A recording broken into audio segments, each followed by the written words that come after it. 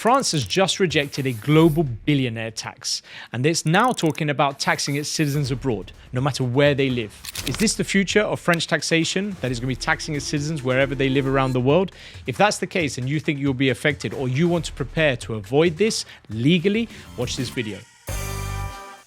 Hi, this is Jeremy from the Millionaire Migrant. I left the UK in my 20s. I got my French nationality in my 30s. And now I'm in my 40s and I'm here using all the experience I've had, 20 plus years of investing overseas, businesses, real estate, funds, you name it.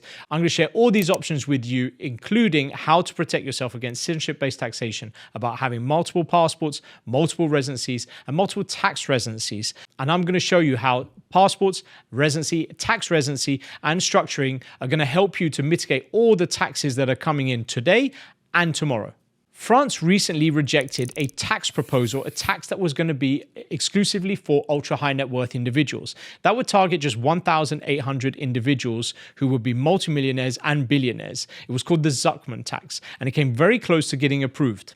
Second of all, it's seriously exploring a citizenship-based taxation that will tax millions of expats all around the world.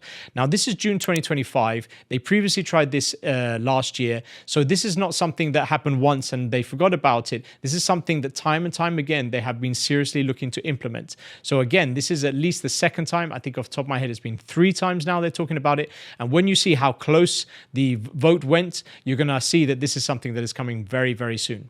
In June 2025, the French Senate vetoed a proposed 2% annual wealth tax on individuals who had a fortune over 100 million euros. Despite being backed by economist Gabriel Zuckman and presented during an OECD tax forum, the Senate, led by conservatives, said no, and 188 senators voted against it and 129 voted in favor.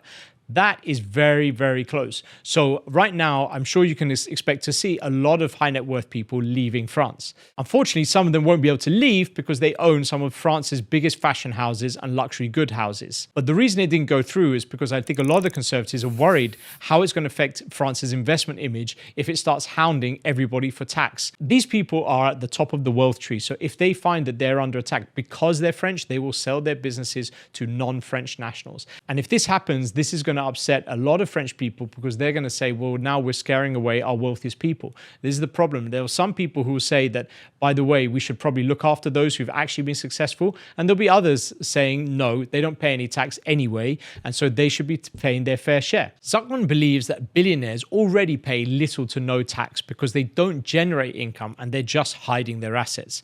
And his solution is global wealth tax, more financial transparency, and citizen-backed reform. Since 2010, the top 500 fortunes in France have grown 6-fold from 200 billion to 1.2 trillion.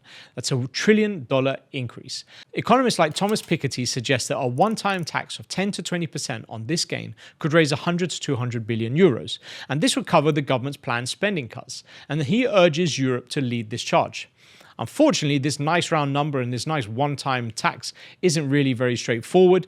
And in the end, it's only going to happen once. So what happens when you need to do it again? And this all comes back to the issue is that the wealthiest pay little to no tax. If I quote one of my friends who works from the world's largest tax firms, he said, if everyone just paid 20%, nobody would worry about what the other person is paying too much or too little because everyone would be paying the same. If only life was so simple. But essentially, leaders in France, the political leaders, want to start looking at taxing the citizens abroad because they say, we pay for the concerts that provide you with consular support. You enjoy all the rights and privileges that come with the French nationality, even if they don't take any benefits from France or the pensions. But they're saying that essentially you've got a passport, therefore this is a way to tax you. And this is what's happening, is that the burden of the overspending that has been happening from all the governments, not just France, essentially is going to get passed down to other people who can afford to pay. And if you can't tax the people who already don't have much money, then essentially you go into the middle class and the upper class, or the wealthiest people. If you go to the wealthiest people, those people are much more mobile than the middle class. And if you tax them too much, they leave and the burden falls down to the middle class. And then you've got much bigger problems. France wants to become like the United States and Eritrea and tax all of its citizens around the world. Now, the difference between these two, which is actually going to concern you quite a lot if you are French, is that the US can enforce this because no bank can really live without trading in the US dollar, and so it can enforce it. But Eritrea doesn't have the resources to enforce it. But the thing is, everything has happening recently regarding the weakness of the US dollar and more people getting access to the euro. If you were to think of a reserve currency, euro would be one of them, right? It's not the only one, but it's one of them. It means that the European countries have the ability to enforce this on banks and say, if you want to be able to trade in euros, then you're going to have to do the same as the US government and make sure that anyone who wants to open an account with you or trade with you every single year has to declare whether they're an American citizen or not. So can you imagine that? Being French, by the way, I'm also French, so this would also potentially apply to me. This is that I would have to fill in a form saying that I'm French and then declare all the money that I've made outside of France, which never got made in France, doesn't have anything to do with France whatsoever. So whether I live in Dubai or Switzerland or Panama or Hong Kong, wherever it may be, Portugal, where there's a lot of French people, could be another place as well. But essentially, this is what would happen. If I was French and I had lived in France for at least 3 years out of the past 10, and I'm now living in a low tax country, and by this, they would say that it's a country that has a tax burden that is more than 50% lower than France. So essentially from 0 to 25%, because in France, they pay largely 50% tax. Then you'd have to pay the difference in tax and make yourself whole. 129 countries have a treaty that is negotiated with France, and they would have to renegotiate this to be able to enforce this. Obviously, there's a lot of backlash from diaspora. Some of my clients are French and they're up in arms about this, and they look to acquire second nationality. So some of them are doing Turkey, some of them are starting the Portugal Golden Visa. There's different options. You have to understand that in Switzerland alone, there are close to 200,000 expats. In Portugal is a little bit less, but there's a large proportion there as well. And then you've got others all dotted around the world. What I would say is that I would encourage the French government, and not for my own personal reasons, it may affect me, probably won't affect me at all, but essentially what I would say is that for the French government, please have a look at what the UK has done by targeting the ultra-rich. It is affecting the economy in less than a year. In less than a year, that's right, it has already started affecting the economy. Maybe there were other factors that contributed, but definitely by hounding out all the wealthiest people, British and non-British, from your country is having a terrible effect on the economy. All these people are highly mobile and they have the option to move overseas. And meanwhile, on the other side of the coin, there are a lot of countries in the world who are so happy and actually invest money and time to go on roadshows to entice those people to come and establish themselves in those countries. I know very well that Singapore does it. I've been to their talks. I know that the British government even does it themselves. UK sends roadshows to different parts of the world to encourage people to establish in the UK.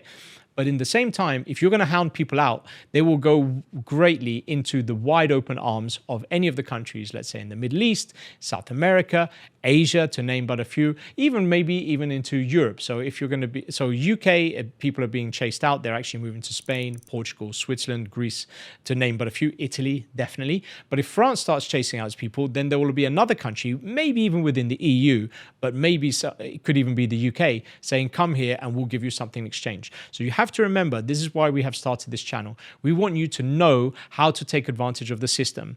While one country doesn't want you, another country does want you. And all these countries around the world compete for your talent and for your capital. And this is what this channel is for. It's called Millionaire Migrant. Why? Because there's lots and lots of a new trend, which is called millionaire migration.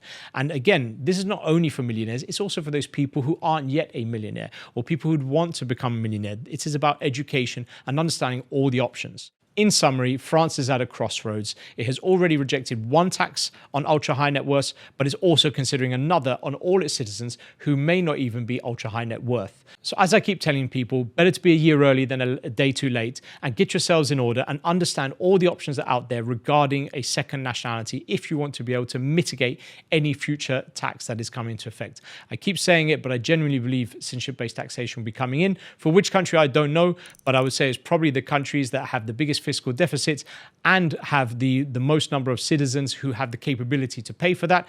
And in their eyes, I think especially Europe, because A, Europe is all about that right now. They really want to chase away anyone who's successful. B, it has the most inward immigration, which is putting pressure on their society. And thirdly, they can enforce it more than probably any other country apart from Japan and Switzerland, because they have their reserve currencies as well, which are used widely around the world. So essentially, that's where I see things going. Make sure that you've got everything in order. Contact us and my team, with our experienced team, where we have expertise within tax, residency, but also citizenship and international investing as well. We look forward to hearing from you. Thank you. I'll see you on the other side.